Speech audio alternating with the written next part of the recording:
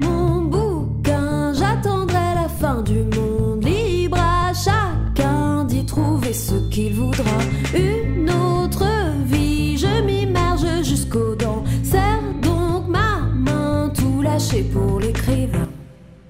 Pour aborder cet affaire du fait divers comme fait social, nous accueillons aujourd'hui donc Eduardo Albinati, tout d'abord, qui a déjà été présenté hier parce qu'il est déjà intervenu. Donc vous êtes romancier, scénariste, poète. Vous êtes romain déjà, c'est important de le signaler.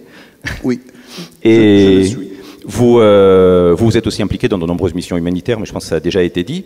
Vous avez écrit de nombreuses œuvres. La dernière publiée en français est Un adultère, qui a été publiée cette année.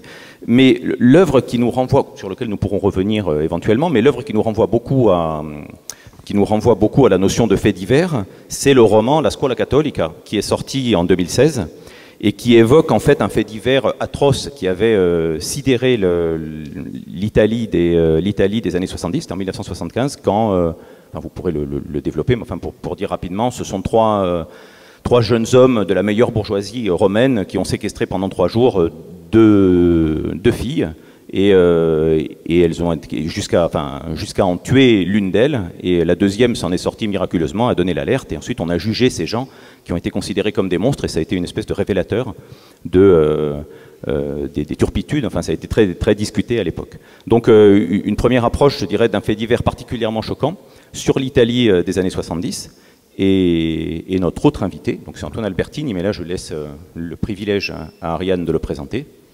Alors Antoine, je suis sûre que vous le connaissez, vous êtes nombreux à le connaître ici. Je suis très contente de le présenter, d'abord parce que je l'admire, mais aussi parce que c'est un ami, alors ça me fait encore plus plaisir. Antoine est Bastiet, je le dis parce qu'on est à Ajaccio. Il est journaliste, il travaille maintenant à Paris, à la rédaction du journal Le Monde à Paris, où il est chargé justement de tout le domaine de la sécurité, de la police. C'est lui qui nous renseigne beaucoup sur la manière dont la police travaille aujourd'hui sur les faits divers contemporains. Donc il a les mains dans le cambouis, j'allais dire. Mais par ailleurs, et là peut-être que je ne serais pas tout à fait d'accord avec toi, Philippe, je pense que ça fait déjà un petit moment que le fait divers et fait partie à plein de la littérature. Hein. C'est pas moins littéraire de parler d'un fait divers ou d'un fait de société. On le sait depuis notamment la littérature américaine, puis la littérature française. Et donc il se trouve qu'Antoine est un grand connaisseur de ce qu'on appelle le true crime aux États-Unis. Il connaît très bien la littérature américaine. Il a écrit 2 livres, il a écrit beaucoup de livres, mais les 2 dont j'aimerais parler, un plus ancien qui s'appelle Les Invisibles, que vous avez peut-être lu, qui est paru en poche, et où il raconte à travers l'histoire d'un travailleur clandestin de la plaine orientale qui ramasse des oranges, des pamplemousses, des kiwis, et qui va finir assassiné. La condition du travailleur immigré clandestin en Corse. Et puis il a publié l'année dernière chez Lattès Un très honnête bandit, un titre intriguant, où là il s'est plongé dans la mythologie du bandit d'honneur corse, mais d'une certaine manière pour la démystifier, et c'est ça qui est intéressant. Et ce livre-là, c'est ce livre qui va davantage nous occuper aujourd'hui, puisqu'il a fait un travail d'archives incroyable, un travail de journaliste, à vrai dire, incroyable, et il raconte l'histoire de ce bandit, meurt assez jeune, rappelle-moi, 24 ans, et c'est ce livre-là qui nous occupe aujourd'hui. Allons-y. Alors, je lance la question sur Eduardo Albinati. Qu'est-ce qui vous a, qu'est-ce qui a justifié, alors pour reprendre l'expression de Marc Bloch sur la recherche de la chair, du gibier, qu'est-ce qui vous a intéressé, enfin qui vous a accroché pour construire un livre aussi puissant, aussi important, autour du fait divers du massacre de Circeo? Bonjour, je suis un peu désolé si quelqu'un de vous était ici hier, et peut-être je vais répéter quelque chose que j'ai déjà dit et vous avez déjà écouté. J'aime beaucoup toujours écouter, lire, voir et prendre des choses de ce qu'on appelle la réalité ou les choses qui se passent avec une importante façon de pas distinguer les grandes choses de petites choses. Pour la littérature, presque tout est intéressant ou pas intéressant. On va voir la manière, la méthode, le style, la façon de l'employer quand on écrit. Employer, c'est pas le mot juste, enfin. C'est pas employer, se transformer un peu. Ou laisser les choses comme on les a lues, on les a écoutées. Parce que quelquefois, ça peut passer qu'on trouve des choses qui sont déjà parfaites. Il faut faire rien. Ils sont comme dans l'art était le ready-made, les objets qu'on peut prendre de la réalité. Il n'y a pas de transfiguration artistique parce qu'ils sont déjà faits, déjà parfaits. Je fais l'exemple que j'ai employé dans le livre L'école catholique. Il y a un chapitre qui est, moi, je tout simplement coupé un peu. Il y avait les dialogues qui avaient été enregistrés par la police en secret. Comment ça s'appelle quand la police? Écoute téléphonique, oui. Moi, je suis réussi à les avoir. Il y avait ces dialogues entre les deux bonnes de cette deux familles, on peut dire riches, et ils parlaient de ce que le jeune enfant avait fait, mais d'une façon très directe, très simple, et en même temps incroyablement comique. C'était comme de Ionesco. J'ai dû faire rien que couper un peu. Il était là comme 10 pages. Je n'ai pris 6 pages sans presque rien faire. Et un autre cas, c'était plutôt intéressant parce que un journaliste qui a fait une recension de mon livre, il a dit, bon, c'est un bon livre, c'est beau, mais enfin, il y a quelques parties dans lesquelles Albinati imite un peu les écrivains du policier américain. Et il citait un chapitre qui c'était rien d'autre que la déclaration qu'un des assassins avait fait. Et dans ce cas, j'avais changé pas un mot. C'était exactement ce que Angelo Izzo, il faisait l'américain, pas moi. Il voulait s'accréditer comme un grand criminel américain. Alors, ça c'est l'épreuve la distinction entre quelque chose qu'on invente et quelque chose qu'on trouve, c'est plutôt subtil et quelquefois on peut se tromper en croyant qu'on a inventé des choses qui sont vraies ou qu'au contraire des choses inventées étaient vraies. Et donc vous avez travaillé sur une documentation qui vous a, comme les interrogatoires de police, ce qui s'est passé, où oui, vous êtes laissé porter par le... Moi, j'ai travaillé, j'ai une chambre entière dans ma maison à Rome qui est pleine de tous les documents, mais ce n'était pas seulement les documents à propos du crime. J'avais, par exemple, étudié les bâtiments du quartier dans lequel je vis maintenant, et les assassins vivaient. Parce que je croyais qu'on pouvait mieux comprendre le crime si on connaissait très bien l'architecture des maisons dans lesquelles il habitait. Nous habitions, en effet. Un modèle typiquement romain qui s'appelle la Palazzina. Ça existe seulement, je crois, dans son pureté en Italie et à Rome en particulier, que c'est une sorte de mythe bourgeois palazzina, parce que ce n'est pas un palazzo, parce que tu n'es pas vraiment riche, tu n'es pas noble, mais tu fais un petit palais pour toi. Quelquefois, la famille est propriétaire de tous les 2 ou 3 ou 4 étages. Et alors, c'est une sorte de... ça reflète beaucoup l'esprit de la bourgeoisie romaine qui habite la Palazzina. Alors, j'ai étudié sais pas, j'ai peut-être 2000 pages, et dans mon livre, il y a 20 lignes. Alors, même question à Antoine Alberti, pour autre ambiance.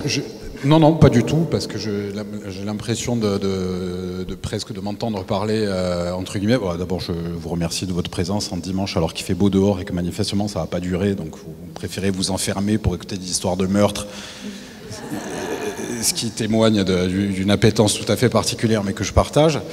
Non, moi, c'est exactement la même chose, c'est-à-dire que, alors, je vais essayer de faire synthétique, mais grosso modo, une enquête de police, on va chercher très loin et on avance en spirale jusqu'à essayer d'arriver au cœur nucléaire d'une affaire, d'un fait criminel. Ce que tu fais d'ailleurs au journal Le Monde aussi. Oui, bien obligé. On s'inspire aussi des méthodes d'enquête qui fonctionnent et ce sont des méthodes d'enquête qui fonctionnent. Et comme Edward, je pratique exactement de la même manière. Pour donner une idée, pour le dernier livre, Un très honnête bandit, pour lequel je me suis documenté pendant une dizaine d'années, comme je classe tout de manière un peu compulsive et obsessive, j'ai très exactement 9783 pages de documentation classées par thème. Et comme Edward, alors elles n'existent plus forcément pour beaucoup d'entre elles, mais je me suis plongé dans je crois que je peux passer un doctorat d'architecture dans la région de Sartène à la fin du 19e siècle, parce que je me suis procuré des plans de maisons qui n'avaient pas grand-chose à voir avec l'histoire, mais je voulais camper les décors, etc. Je suis même, alors, comme l'histoire parle d'un bandit qui était en cavale, une cavale par définition c'est pas très documenté a priori, j'ai voulu comprendre, je crois beaucoup à la topographie.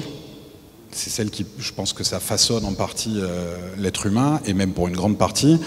Et j'avais des trous dans la biographie du fameux bandit qui s'appelait Xavier Roquine, et notamment des trous par lesquels je sais qu'il était en cavale, et j'essayais de reconstituer sur une carte hygiène par où il avait bien pu passer. Comme les chemins ont pratiquement pas changé, je dois dire que j'ai reporté un certain nombre de chemins au maximum, d'abord parce que ça me permet de prendre des notes et des photos, mais que par ailleurs, j'essaye de ressentir toute proportion gardée, ce qu'il a pu ressentir, ce qui m'a amené à commettre une erreur qui aurait pu très mal finir, puisque en plein été à Sartène, il y a 5 ou 6 ans, j'ai eu la très bonne idée de déguster une entrecôte forestière copieusement arrosée d'un demi-litre de vin, et je suis parti en randonnée avec une bouteille à peu près comme ça et des tennis, et je me suis perdu.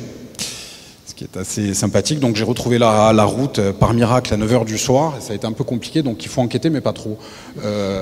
Et pour rebondir sur ce que disait Edward, on ne sait plus si c'est la réalité qui imite la fiction ou la fiction qui imite la réalité. Je vais essayer d'être court. J'ai écrit un livre qui s'appelle La femme sans tête et qui parle d'un fait divers qui a passionné les gens dans la région de Bastiaise et au-delà dans les années 80, et dont j'ai été témoin très indirect et très involontaire, ce qui s'est passé dans le village où je passais mes vacances à Miaume, en bord de mer, à 5 minutes en voiture de Bastia.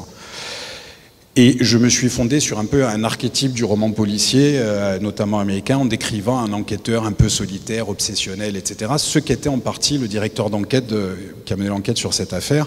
Et je lui ai inventé une vie avec une femme qui en avait marre, 2 filles qui ont fini par lui tourner le dos, et puis qui ont fini par plier bagages et repartir sur le continent parce qu'elle supportait plus les obsessions de son mari. Le livre paraît, et comme Ariane le sait très bien, les gens qui ne voulaient pas parler pendant qu'on faisait l'enquête, ou des gens dont on n'avait jamais entendu parler, se réveillent à ce moment-là et se signalent à vous. Ça aurait été plus pratique 6 mois avant, mais il se trouve que c'est toujours une fois que le livre paraît que les gens se réveillent. Et j'ai un gendarme qui vient me voir à la retraite au cours d'une signature et qui me dit, voilà, j'ai lu, j'ai travaillé sur l'enquête, vous avez réussi, enfin bon, vous êtes bien débrouillé, tout ça. Il me dit, en revanche, je suis très étonné que le directeur d'enquête vous ait raconté sa vie à ce point, parce que c'est quelqu'un quand même de très très secret, de très discret. Je dis, ben, j'ai jamais rencontré le mec. Il a jamais voulu me parler, je suis allé sonner chez lui, il m'a claqué la porte au nez.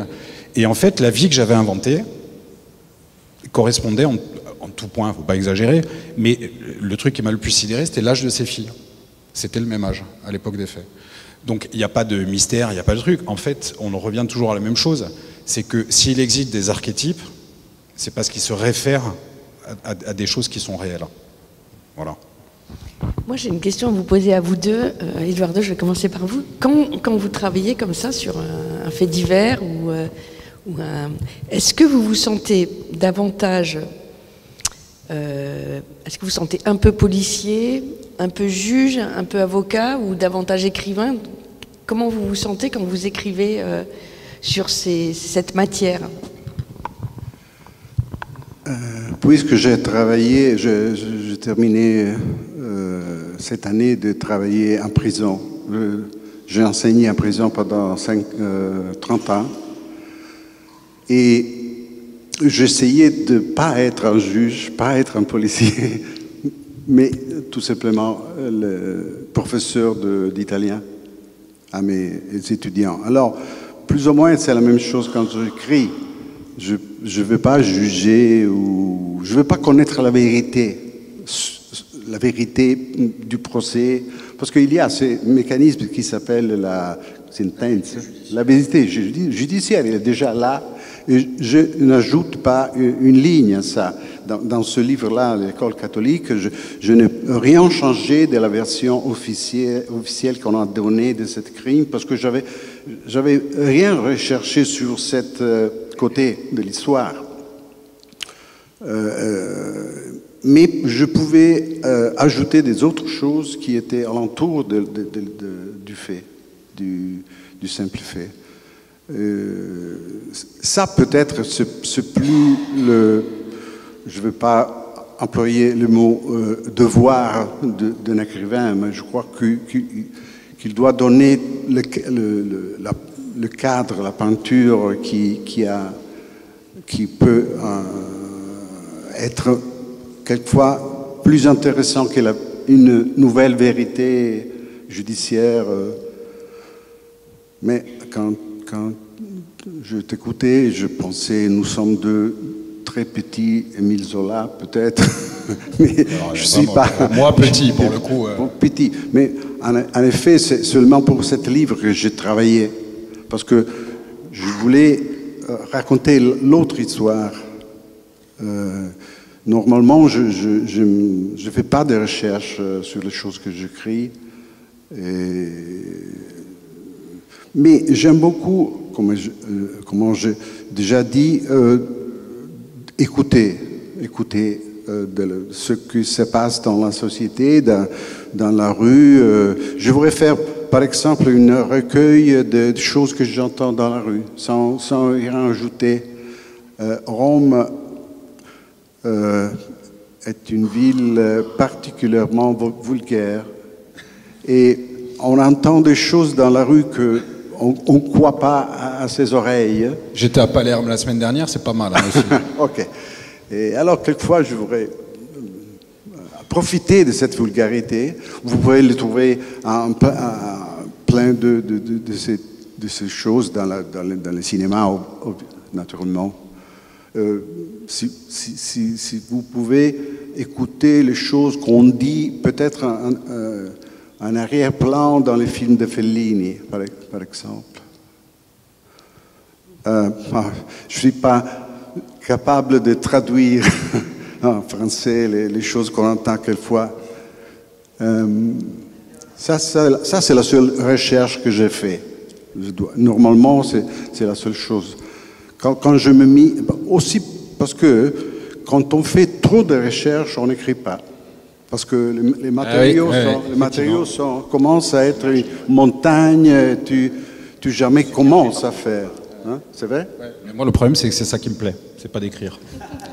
C'est un peu problématique. Alors justement, réponds-nous, Antoine, parce que c'est vrai que je t'ai déjà vu classer avec une sorte d'obsession, effectivement, légèrement inquiétante parfois, tes recherches dans des... Voilà. Donc, raconte-nous, quand est-ce que tu passes de l'enquêteur, au fond, hein, à l'écrivain? Raconte-nous. Quand l'éditeur me propose la Valoir. Non, mais allez, arrête. Et là, je le débat. En fait, il y a se documenter... Enfin, j'ai écrit 2 polars et je vais pas dire pratiquement autant documenté, mais j'ai fait des fiches de personnages de 5 et 6 pages pour des gens qui apparaissent en arrière-plan du polar. Je pense qu'il y a une volonté de procrastination active. C'est très américain comme méthode aussi. Alors, effectivement, mes maîtres, dont je suis à des années-lumière, et Zola, n'en parlons pas, parce que Zola, il faut connaître les carnets d'enquête. Je vous suggère, si vous arrivez à les trouver, mais maintenant, ça coûte assez cher, c'est assez difficilement trouvable. Dans la collection de Terre humaine chez Plomb, il y a l'édition de tous les carnets d'enquête de Zola, c'est-à-dire qu'avant d'écrire, Zola, qui entre parenthèses, personne ne le sait, au moins 5 ou 6 romans de la série des Rougon-Macquart sont inspirés de faits divers, hein, dont La Bête humaine. Mais il faut lire les carnets d'enquête de Zola, c'est fou. Le mec se renseignait sur le prix du pain dans tel quartier, enfin c'est complètement dingue. À quel moment on se met à travailler? Au moment où on se dit, tu as 10 000 pages de documentation, ou 100 ou 200, peu importe, c'est nécessaire et suffisant, il ne faut pas aller au-delà. Parce qu'en réalité, comme on traite la matière humaine, on peut toujours tirer des fils à l'infini. Moi, je me souviens que pour Un très honnête bandit, bon, j'ai évidemment lu à peu près tout ce qui se faisait publier, tout ce qui s'était publié, y compris les procès-verbaux, y compris tous les journaux de l'époque en Corse, de 1881 à 1889, pour rien rater un an avant le début des faits et un an après la fin du truc. Donc c'était un peu compliqué. Mais il y a un moment où en fait, j'avais commencé par le banditisme corse et puis je me suis dit, tiens, il y avait aussi du banditisme en Calabre. Puis, puis de manière générale dans le Mezzogiorno italien. Puis il y avait des haïdouks en Albanie. Et j'ai commencé, puis il y a eu Eric Hobsbawm qui a écrit Les Bandits. Puis après je me suis intéressé à, est-ce que c'était la même chose que les hors-la-loi aux États-Unis? Alors je me suis, bon, ça n'a plus aucun sens en fait. Pareil pour l'uniformologie des gendarmes. Où heureusement j'ai trouvé un site internet d'un gendarme à la retraite qui est complètement frappé et que j'ai réussi à contacter par mail et qui m'a envoyé 32 pages de documentation écrite de sa main avec les planches d'uniformologie de l'époque en me disant attention, les vareuses en Corse comptaient 9 boutons et pas 8, c'est la vareuse modèle 1873 modifiée par l'ordonnance et l'arrêté bon. Et il y a un moment en fait où on se dit jusqu'où tu vas t'enfoncer dans le grotesque. Et puis, comme moi j'aime apprendre des choses, plus ça va, plus je lis, plus je tire un fil. Puis il y a un moment, en fait, où on arrête, on se dit c'est super, pour mon édification personnelle, j'ai appris un tas de trucs, où on se dit, bon, il y a un moment, il faut écrire. Et en ce qui me concerne, c'est là que le bas commence à blesser. Alors, ce qui est intéressant... Je ne sais pas si j'ai répondu à ta question. Oui, en partie. Bon. Ce qui est intéressant, puisque vous avez, en gros, si on résume, vous avez la même démarche, enfin, vous avez cette démarche d'accumulation comme ça et de recherche. Et le résultat dans les deux livres, c'est que, un des nombreux résultats, c'est que ça fait apparaître, ça fait apparaître l'intimité de la pensée des personnages. Or, je trouve qu'il y a une conjonction, enfin, il y a une proximité entre les deux sociétés, donc la société corse de la fin du 19e siècle et la société romaine des années 75, un peu inattendue, c'est que les personnages renient totalement leur intimité. Il n'y a pas, ce sont des hommes d'un côté, et que ce soit Angelo Izzo, enfin, et sa bande, ou que ce soit Rocchigne, ce sont des gens qui eux-mêmes sont, on va dire, sont impénétrables à eux-mêmes. On ne sait pas ce qu'ils pensent, et ils sont tenus par une espèce d'obligation à cacher, à masquer leur intimité que eux jugent comme une vulnérabilité sociale. Donc comment est-ce que vous avez approché cette problématique de gens qui ne veulent surtout pas, enfin ici d'hommes, hein, puisque d'hommes qui deviennent des meurtriers et qui veulent absolument se conformer à des modèles. Les modèles d'ailleurs sont assez proches, hein, de virilité, entre le modèle du bandit, de l'homme qui doit protéger, punir, enfin et ainsi de suite. Et comment est-ce que vous avez abordé ce thème, enfin, l'un ou l'autre, sur cette approche de l'intimité ou de l'absence de reconnaissance de l'intimité? Moi c'est très court, je peux répondre comme ça, Eduardo peut développer. Ce que vous avez dit est très juste. Rocchigne, d'abord, il y avait la pression sociale, mais on peut l'étendre en fait à quasiment au cœur de l'homicide qui est commis à 87% par des hommes. Il y a la frustration, quelle qu'elle soit.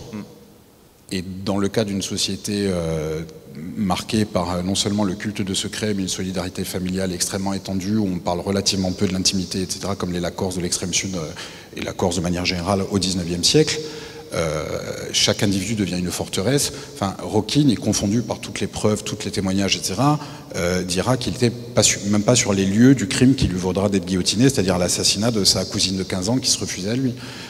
C'est une forteresse. D'ailleurs, l'observation d'un gardien de prison à la prison Sainte-Claire à Bastia est absolument géniale, comme quoi les gens à l'époque écrivaient vraiment bien.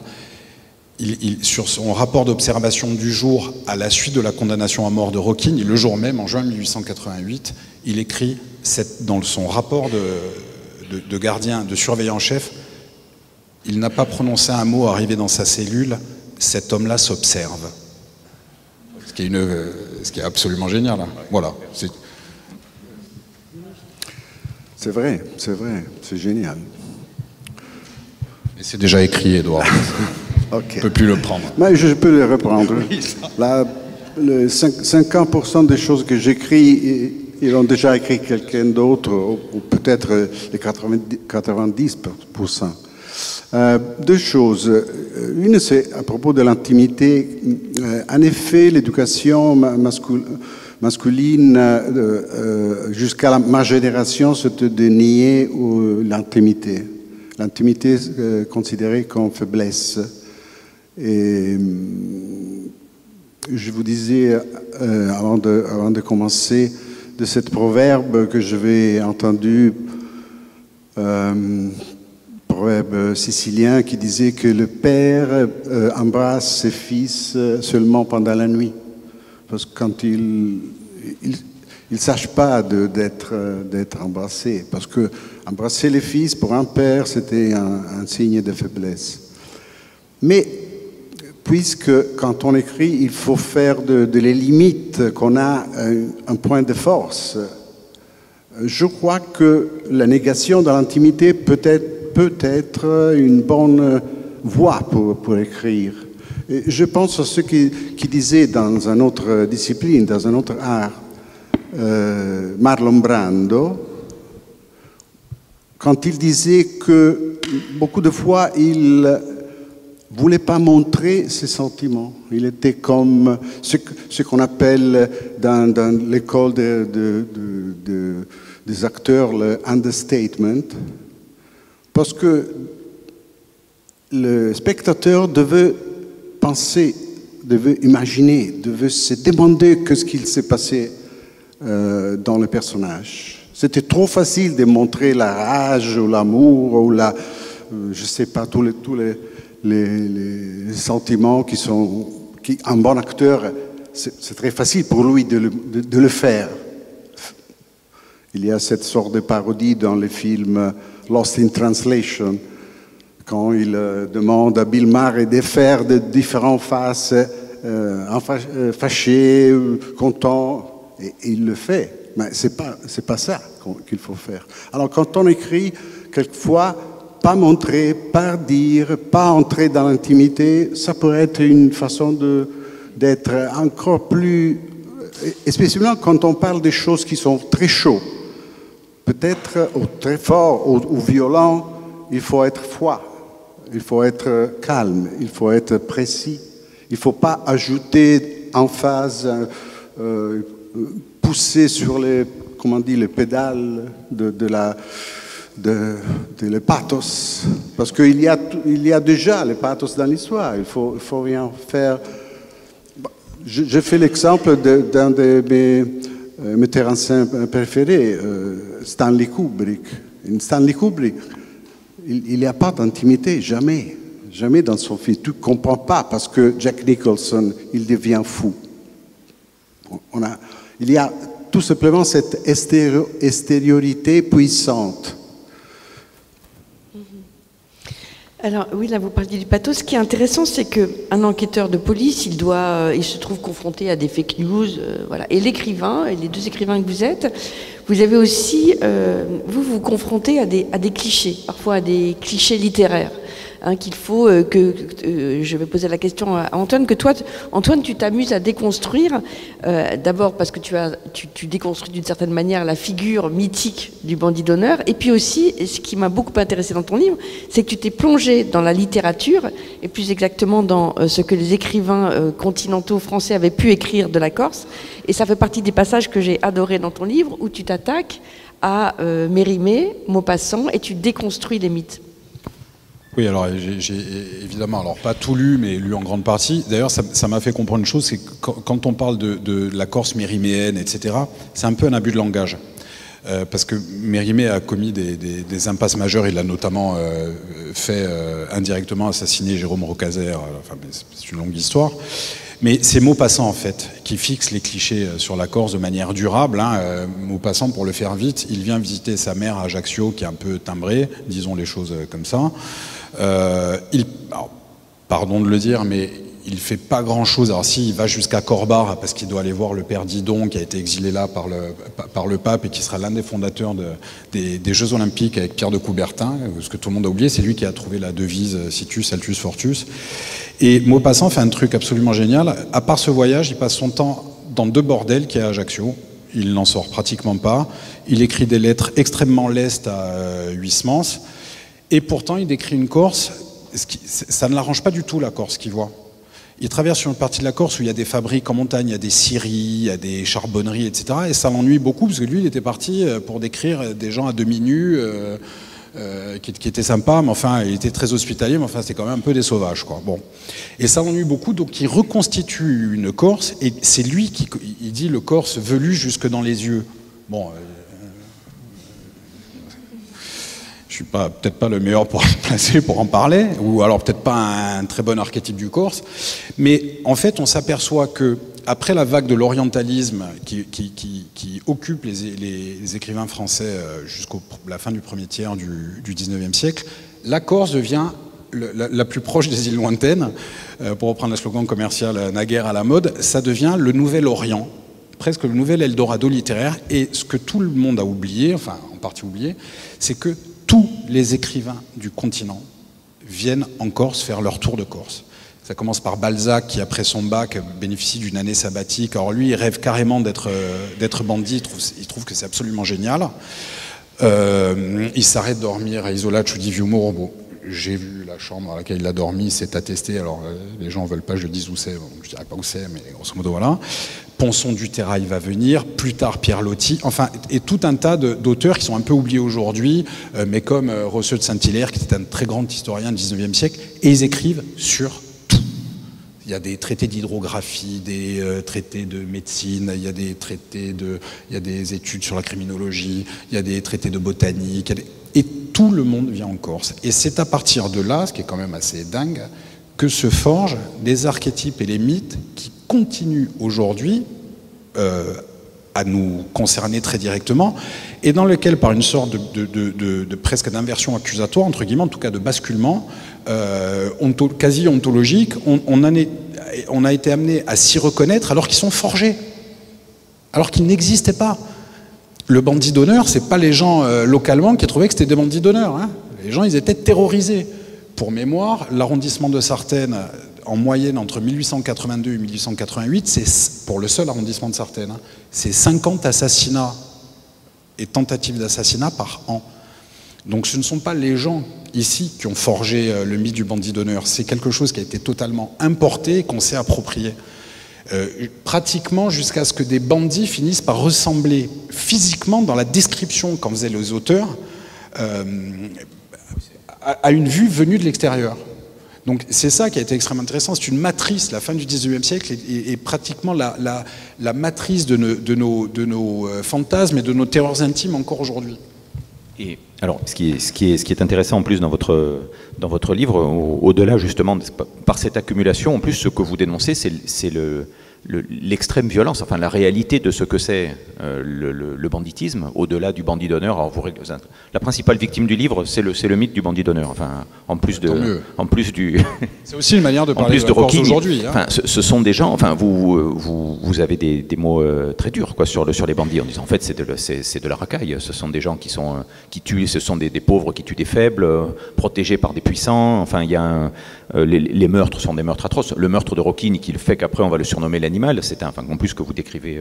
Non, ouais. Vous allez déjeuner dans pas longtemps. Voilà, je vais éviter de on va pas y aller. Enfin, j'ai trouvé des trucs dans des procès-verbaux infâmes, mais vraiment qui soulèvent le cœur. Et par ailleurs, je conclue, je ne veux pas monopoliser la parole. Il y a tout ce qu'on lit entre les lignes des procès-verbaux, le nombre d'atteintes sexuelles et de viols, qui sont des trucs absolument dingues. En fait, on le voit, mais le problème, c'est que pourquoi les gendarmes et les pouvoirs publics ne le notaient pas? Parce que ça aurait signifié une deuxième mort sociale pour la victime, qui était une femme. Mais ça transparaît en filigrane des procès. Il se trouve que même si c'est ceux du 19e siècle, j'ai commencé à avoir une petite habitude de lire des procès-verbaux, et on voit très bien quand quelqu'un, par allusion, par périphrase, avec des mots choisis qui deviennent presque des gimmicks de procès-verbaux, on comprend que, d'ailleurs il n'était jamais poursuivi de ce chef d'accusation, ils étaient toujours poursuivis pour homicide ou tentative, mais le degré de violence mise en œuvre à l'époque, à destination, effectivement, vous avez raison, c'était assez souvent, pas tout le temps, mais des pauvres qui s'en prenaient d'à peine plus pauvres qu'eux ou parfois moins pauvres, mais le degré de sauvagerie qui était mis dans certains assassinats, c'est fou, c'est-à-dire c'est des actes de torture et de barbarie. C'est pas garde-toi et je me garderai, enfin la vendetta, on ne touche pas aux femmes, on ne touche pas aux enfants, c'est une accumulation d'atrocités sans aucune morale. Et alors, je rebondirai sur une question peut-être commune, c'est est-ce que vous portez, vous disiez tout à l'heure que vous ne vous permettiez pas de porter un jugement sur les individus que vous avez, que vous décrivez, mais est-ce que ça vous amène à porter un jugement sur la société? Par exemple, sur la société, parce que, par exemple, le massacre de Circeo, il y a eu ensuite un débat interne à la société italienne, alors avec une grande joute entre Pasolini et Italo Calvini, où ils se sont interrogés sur est-ce qu'il fallait juger moralement cette société? Et de même, dans la description que vous faites de la Corse du 19e, il y a une présentation de ce qu'est la société, ce que sont les notables, ce qu'est cette petite société de gens qui, en fait, ce serait un parallèle aussi d'ailleurs, intègrent le système démocratique, on va dire, parce que c'est les tout débuts, enfin, si on accepte. C'est vrai, c'était vraiment qu'au 19e, hein, ça a changé. Hein. Ouais, il y a eu un... Non. Non, il y a des permanences dans l'histoire aussi. Donc, est-ce que de ce point de vue-là, travailler sur ce genre de livre et sur ce genre d'œuvre vous amène à un jugement moral sur la société sur laquelle vous avez travaillé. Donc l'Italie des années de plomb des années 75 ou la bourgeoisie romaine, cette société très fermée sur elle-même, très aussi engoncée sur ses mythes, sur une espèce de pression sociale très forte, mais qui est aussi l'élite de la société italienne de l'époque, qui révèle en fait le fonctionnement de toute une société.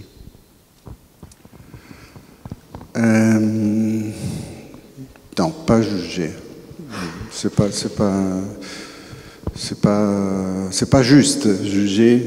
Dans mon cas, comme je dis, j'ai travaillé comme enseignant pendant 30 ans avec les assassins, avec quelqu'un qui avait déjà été jugé. Je pouvais essayer de comprendre, d'écouter, pas de juger pour la deuxième ou troisième ou dixième fois. Parce que c'était pas mon affaire, c'était pas mon... Non, c'est pas, je crois que c'est pas la fonction, hein, c'est pas la fonction de juger une société. Je voudrais pas être jugé et je suis pas capable de juger une entière société. On peut comprendre comme ça fonctionne, comme ça marche. La société italienne, par exemple, je ne comprends pas la société italienne d'aujourd'hui. Pas du tout. Il me demande en télévision, en journal, d'exprimer opinion sur presque tout. Je dis presque toujours non, parce que je ne sais pas. Quelquefois, quand il me demande de parler de la prison, alors je dis ok, sur la prison, peut-être en 30 ans, j'ai appris quelque chose, j'ai compris quelque chose.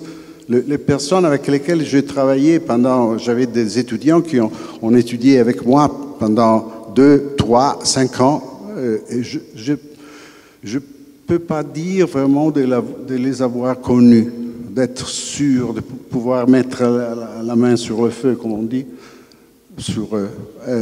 Nos meilleurs étudiants,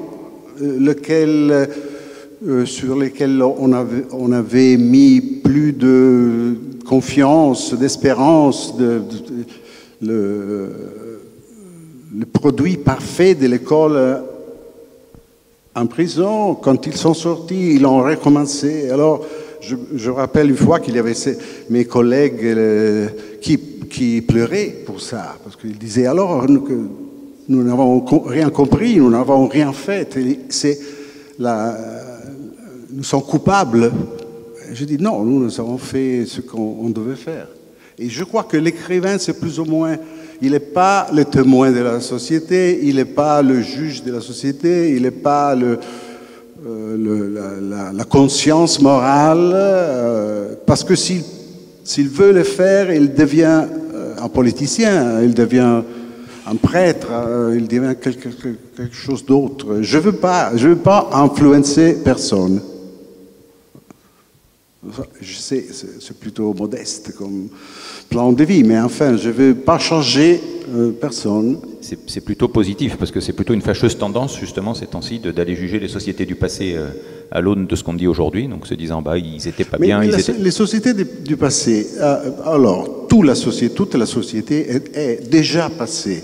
Parce que tous les romans sont historiques. Parce que tu sais parfaitement que la société que tu racontes dans tes histoires, dans 5 ans, dans 10 ans, sera passée, sera loin comme il était les balles dans les romans russes du 19e siècle. La bourgeoisie romaine des années 70 n'est plus, il est complètement changé. Les familles, par exemple.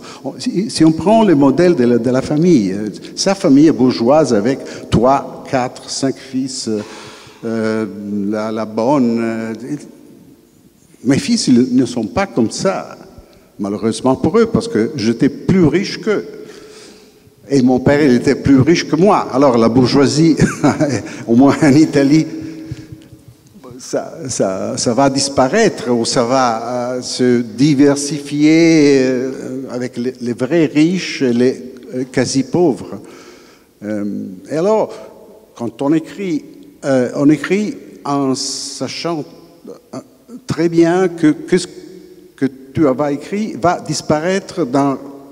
Ça fait la force du roman, ça fait la beauté du roman, ça fait la côté touchant d'un roman, parce que tu sais que ce que tu vas lire n'existe plus.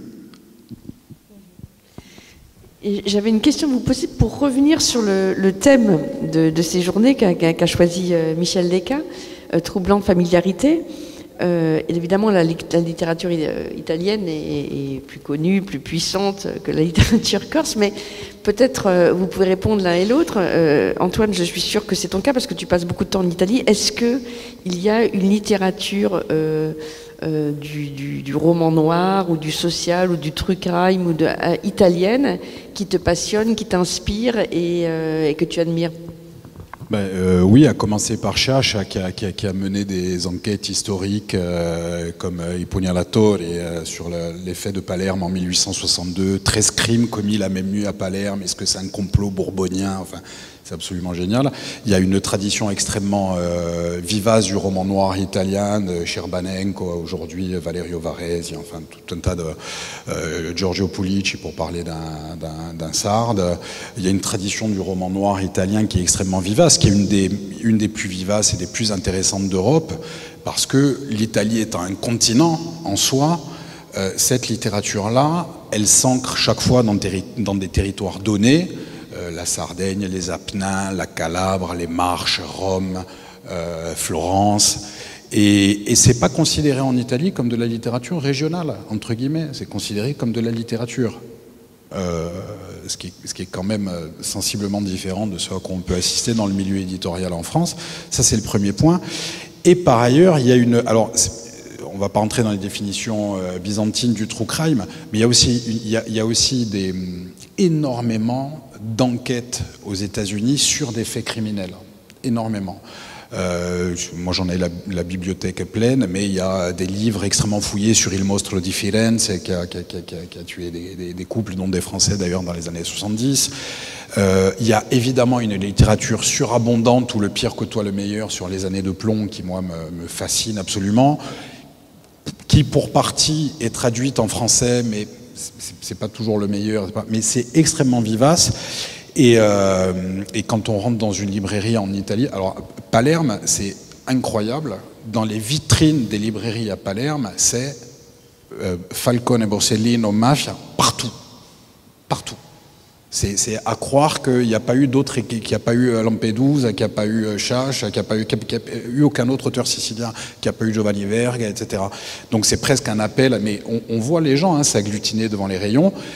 Et dans les librairies en Italie, de manière générale, pour ceux qui connaissent, il y a un rayon dédié. On n'appelle pas ça le giallo, mais on appelle ça dépend des trucs, indagine, enfin ça dépend chez la Feltrinelli, c'est je sais plus quoi, dans la chaîne Feltrinelli, et puis ça peut être d'autres choses. Mais oui, il y a une littérature très vivace. Une littérature les catégories dans les librairies Feltrinelli sont plutôt difficiles à distinguer. Une fois, j'ai trouvé le Coran dans la New Age. Alors, c'est pas mal. Il y a un peu de confusion peut-être entre les catégories. Il y a une vraie tradition du giallo en Italie. D'ailleurs, c'est marrant, en France on dit le roman noir, le polar, en Italie on dit il giallo, parce que c'était la couverture chez Mondadori en fait. Et est-ce qu'il y a on va dire, une correspondance ou une porosité, par exemple, des mythes? Parce que des deux côtés, en Corse comme en Italie, vous l'avez dit, il y a ce mythe du bandit.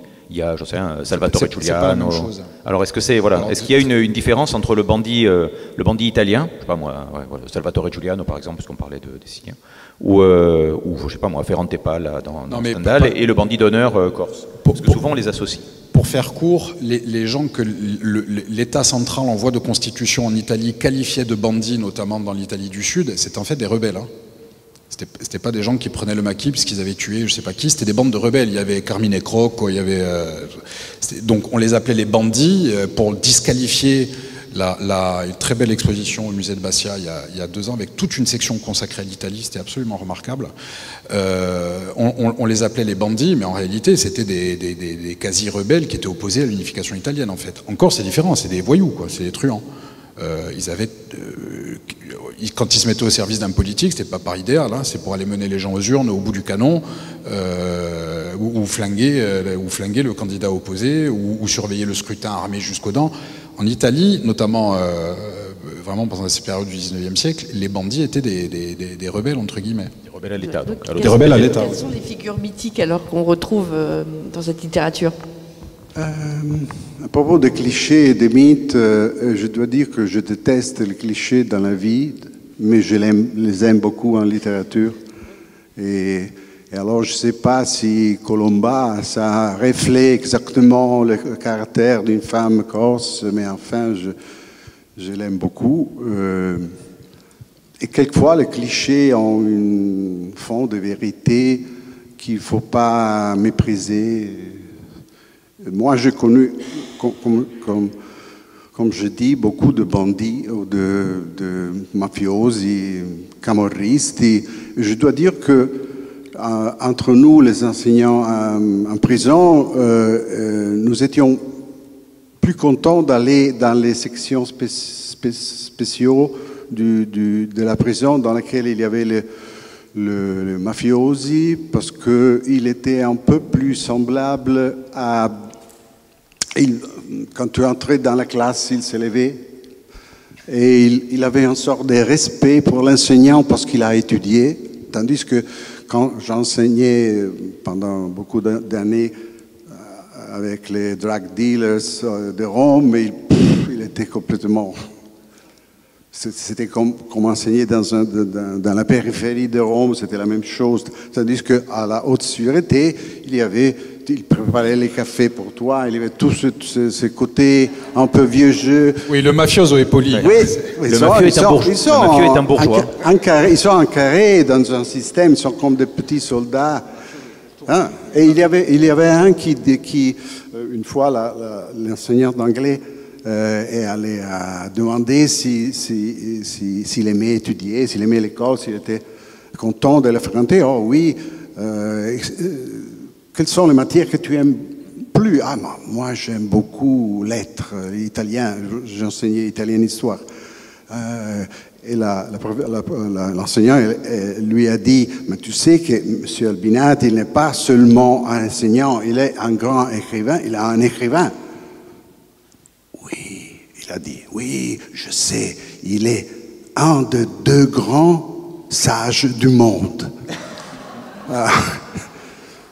Ça, c'est la plus grand prix que j'ai reçu dans ma vie, d'être un des 10 sages qui gouvernent. Mais l'autre c'était qui? Hein? Je sais pas.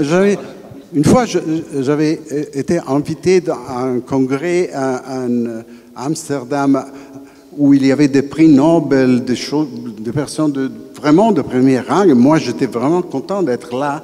Mais ils n'étaient pas les 10, les autres 9 sages. Uno dei grandi sapienti del mondo. C'est un cliché, la voix de Mafia Man du film. En effet, il parle comme ça. C'est vrai. C'est pas seulement Marlon Brando, The Godfather. Non hanno mai la voce. Mai. Non so perché, je sais pas. Ou les Camorristi, ils parlent exactement comme dans les films du Camorra. Peut-être que c'est comme les bandits qu'ils imitent, que finalement Si, oui, ils imitent leur propre. Ils entrent dans les personnages. Oui, c'est ça. Peut-être c'est les personnages qui influencent la vraie personne et pas le contraire. Où ils sont tellement habitués à chuchoter, à parler à... Parce que si tu parles très bas, ça signifie que tu es puissant. Si tu... Parle plus bas, car l'on pourrait... Je pourrais dire des choses d'un très nommé personnage politique italien qui j'ai connu en prison, qu'il avait été condamné pour mafia, et je ne savais pas s'il était vraiment coupable ou non, mais quand je l'ai vu et je l'ai entendu parler, je dis oui, il est.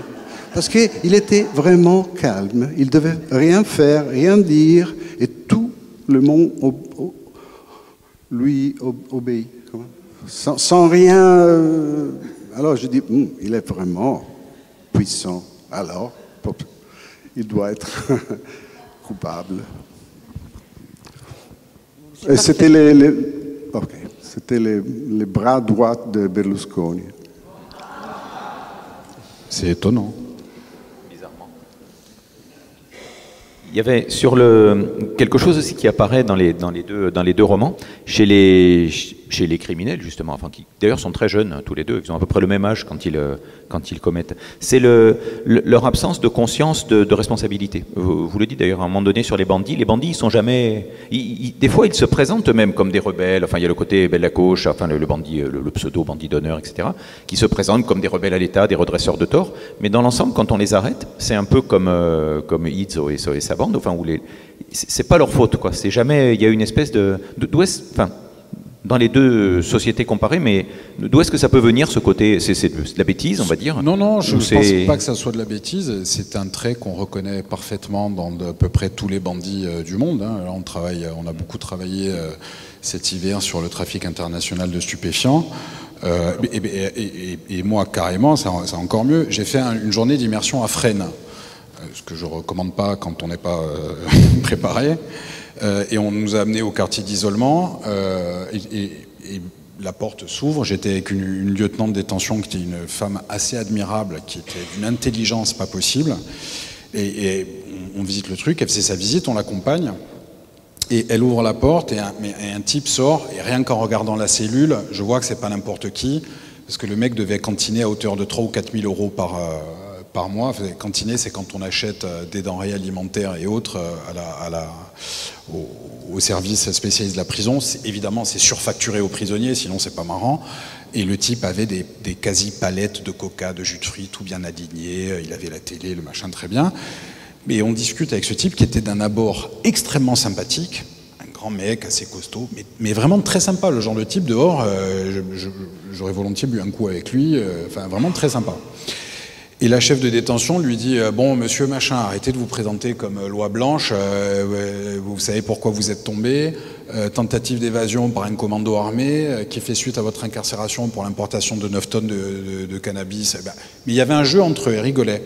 Et il l'a regardé et il dit « Mais chef, je fais du cannabis parce que ça rapporte beaucoup plus que des pommes de terre, mais sinon moi je ferais des pommes de terre, je suis pas un voyou. » Le type se vivait pas du tout comme voyou. Et le fait de s'exonérer, c'est à la fois quelque chose de psychologique qu'on peut bien comprendre. C'est difficile pour un individu de se dire « Tiens, finalement, je suis une grosse crapule. » Donc, le bandit, le voyou, passe son temps à s'exonérer. C'est jamais sa faute. D'ailleurs, on le dit tout le temps, ça devient un cliché. La mère qui dit « Ah oui, mais il avait de mauvaises fréquentations. » Ben oui, mais enfin, il a aussi son libre arbitre. Il n'est pas obligé d'avoir de mauvaises fréquentations. Et donc, mais ça, c'est pas un trait commun des deux sociétés. Hein. Je pense que si on interviewe Pablo Escobar, il dit « Pas du tout. Moi, avec l'argent du narcotrafic, je fais vivre des quartiers entiers, je sers des trucs à Noël. » D'ailleurs, y compris dans les banlieues françaises, les chefs de réseau les plus intelligents, pas mal le sont, mais les plus intelligents ont compris qu'il fallait faire des œuvres sociales. C'est l'immense piscine gonflable pour les gosses qui ne peuvent pas aller à la mer l'été, c'est les cadeaux de Noël, en veux-tu en voilà, à Noël, livrés par camion dans la cité. Et c'est aussi pour eux une digue discursive, c'est ce qui leur permet de se retrancher derrière le truc en disant mais attendez, oui, peut-être que je vais rentrer du shit, mais enfin, je suis très sympa aussi et je m'occupe des pauvres. Cette absence de culpabilité... Je peux seulement dire oui. On a connu les mêmes. Je signe ton discours. Oui, je ne peux pas aller continuer avec des anecdotes de la prison. Je suis désolé. Il y en a beaucoup. Mais enfin, une chose que j'ai eu beaucoup de difficultés en étant écrivain, c'était de ne pas écrire cette histoire. Parce que j'ai reçu disons, des confessions, d'histoires incroyables et quelquefois vraiment comiques. Parce que l'activité criminelle a des parties horribles et des parties qui sont de pure aventure. Une année, j'avais un étudiant qui était drug dealer. Comment on dit drug dealer? Dealer. En français, dealer. Trafiquant de drogue. Dealer, ok. Et il m'a raconté cette histoire, ce voyage à travers l'Europe, l'Asie, qu'il était vraiment pur, je sais pas, Jules Verne. Mais je ne pouvais pas les écrire, parce qu'il y avait trop de détails dans les histoires qu'on aurait comme de confession publique, parce que si je l'aurais écrit et publié, on pouvait très facilement identifier la source. Alors, la prison, dans ces cas, dans les cas des faits divers, puisque c'est le thème de notre conversation que j'espère va terminer, il y a beaucoup de choses fantastiques qu'on ne peut pas écrire, des histoires qui doivent rester secrètes si tu ne veux pas devenir un espion. Un indique, on aspire. Mon bouquin, j'attendrai la fin du monde, libre à chacun d'y trouver ce qu'il voudra. Une autre vie, je m'immerge jusqu'aux dents. Serre donc ma main, tout lâcher pour